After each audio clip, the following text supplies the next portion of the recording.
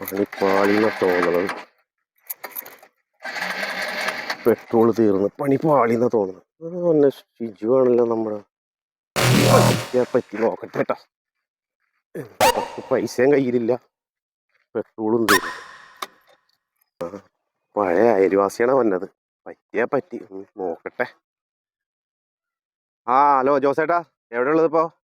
വണ്ടി സർവീസിനോട് ഒന്ന് വാങ്ങിച്ചിട്ട് വീട്ടിൽ കൊണ്ടിട്ടേക്ക്. എന്നിട്ട് ഇവിടുന്ന് പൈസ മേടിച്ചോട്ടാ.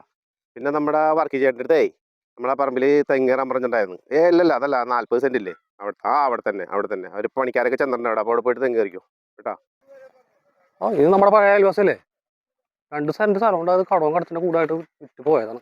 അതെ 20,000 രൂപ ആ ജോസേട്ടൻ വരും, പുള്ളി കൊടുത്തേരട്ടാ. അത് കൊടുത്തേക്ക് കുഴപ്പമില്ല. അത് പുള്ളി ആകെ ഇറങ്ങിയിരിക്കുകയാണ്. സാറില്ല കേട്ടാ. ശരി, ഓക്കെ. എന്നെ മനസ്സിലായാ? എനിക്കെങ്ങാട് നമ്മുടെ ഷിജു അല്ലേ? എന്താ വിശേഷങ്ങളൊക്കെ? എന്താ വിളിക്കണേ? ഒന്ന് പറയണ്ട ഷിജു, ആകെ പെട്ടുപോയി ഞാൻ. പെട്ടെന്ന് പറഞ്ഞാലേ എന്റെ ഒരു 40 സെന്റ് സ്ഥലം ഇവിടെ കിടപ്പുണ്ട്. അപ്പൊ അവിടെ പണിക്കാർ വന്നിട്ട് തെങ്ങ് കയറാനായിട്ട്. സാധാരണ വീട്ടിൽ നിന്ന് വരുമ്പോൾ പൈസ എന്തെങ്കിലും ചില്ലറ വണ്ടിയിൽ എടുത്തിട്ടാണ്. മറന്നും പോയി. മൊബൈലിലാണെങ്കിൽ നെറ്റും കിട്ടണില്ല. പണിക്കാർക്ക് പൈസ കൊടുക്കണ്ടേ? ആകെ പെട്ടുപോയി. 10-20 കിലോ ഓർമ്മ വീട്ടിലേക്ക് പോകണം. അതാണ് പ്രശ്നമില്ല. വീട്ടിൽ പോയി തന്നെ എടുക്കും. ഒന്നാമത്തെ കാര്യം എറണാകുളത്ത് ഭയങ്കര ട്രാഫിക് ജാമാണല്ലോ. അല്ല അത് വേണ്ട ഷിജു, അത് വേണ്ട. ഞാനിപ്പോ വീട്ടിൽ പോയി പൈസ എടുത്തോളാം. അതല്ലേ, എന്നാ ശരി. നാളെ കാണാം കേട്ടാ. മനുഷ്യനെ കൊന്നേരല്ലേ ഇപ്പൊ പണ്ടാരം പിടിക്കാനായിട്ട്. ആ ഡ്രൈവറാണെന്നത്. അപ്പൊ വീട്ടിൽ തേങ്ങ മേടിക്കണം പറഞ്ഞ് കുറെ നേരം വണ്ടിയിൽ ഇത് പറയാൻ തുടങ്ങിയിട്ട് പറഞ്ഞോണ്ട് എടുത്തുകൊണ്ട് പോയിക്കൂടെ കുരിപ്പിന് പണ്ടാരം പിടിക്കാൻ. മനുഷ്യനെ കൊന്നേരല്ലേ. ഇവന്റെ കയ്യിൽ നിന്ന് ഇപ്പൊ എങ്ങനെയാണ് രക്ഷപ്പെടുക? അപ്പൊ ശരി, നാളെ കാണാം കേട്ടോ. ഓക്കെ.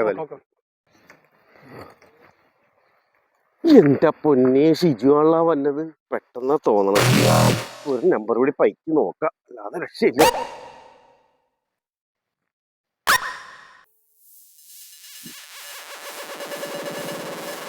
പെട്ടെന്ന് തോന്നണം.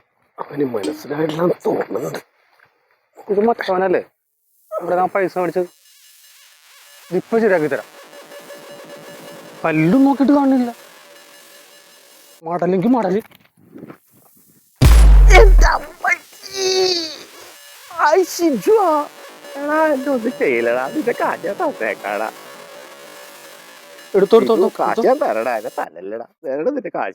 മേലിൽ ആരും പറ്റിക്കാൻ നിൽക്കരുത്.